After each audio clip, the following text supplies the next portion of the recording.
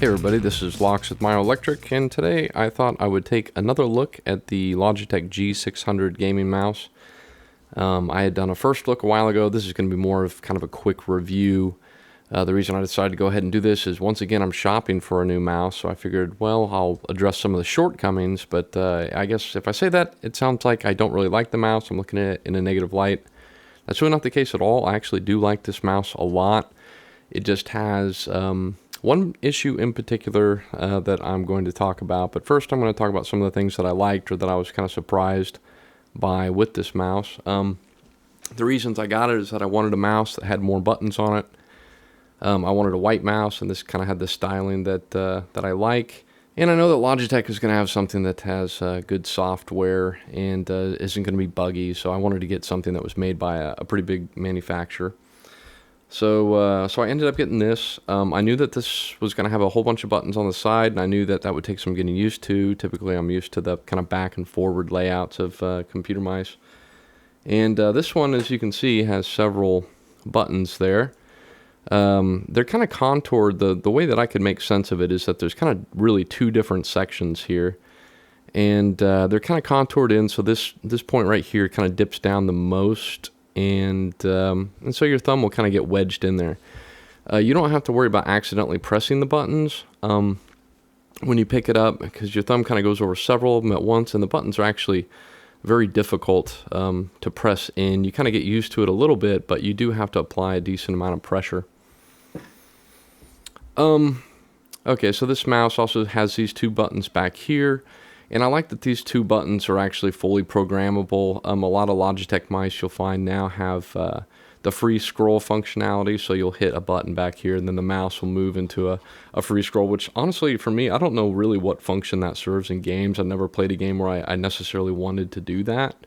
So it really seems like a waste, and the fact that this Logitech mouse didn't have that was also a big selling point for me. One of the big, I guess I'm going to start going into some negatives here. One of the first things that I discovered is, and you'll see a lot of people talking about this online, is that this mouse has some skipping cursor issues. I did witness that out of the box, but there's a couple of different modes that this mouse will go into, and it only happens in one of those modes. If you're running the mouse on its local stored hardware profiles, then the mouse will have occasional skipping. It's not like going on all the time, but it's a problem. You know, I'm not okay with the mouse doing that. If it did that all the time, I would have got rid of it immediately. If you run the mouse in the mode where you use Windows drivers and Windows profiles, it doesn't exhibit any of those problems. So that's basically what I did the entire time that I used this mouse. I just ran it in the Windows mode.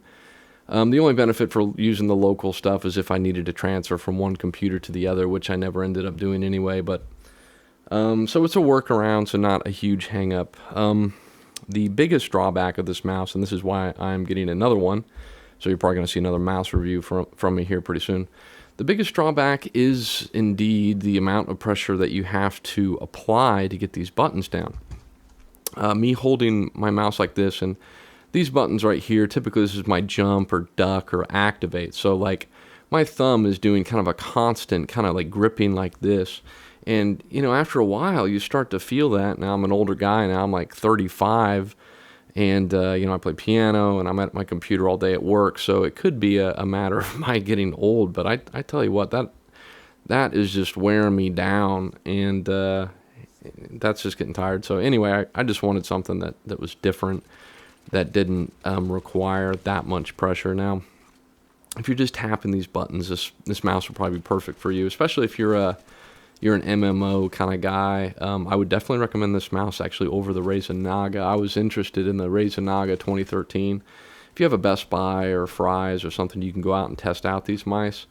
You probably agree to an extent with what I discovered. I tried the Razer Naga, and it felt sloppy. Like the mouse wheel, this is something that I did like about this. I use tilt wheel functions quite a bit. It's easy to differentiate between the tilt wheel functions here and also the pressing, sorry, I'm not meaning to flip you off, the pressing of the mouse, middle mouse button there, 3. You don't accidentally do any presses with this Logitech mouse. With the Razer Naga, the wheel is really sloppy all over the place. You could be pressing buttons here on the side, and you're accidentally hitting stuff you don't want to be hitting. It's just kind of a mushy mouse situation. Now that was, I think, on the Naga 2013, maybe 2014 that I tried out at the store. Yeah, this has been a good mouse. I don't know if I talked at all about this button. I had to restart my recording once, so I can't remember what the hell I talked about, what I didn't talk about.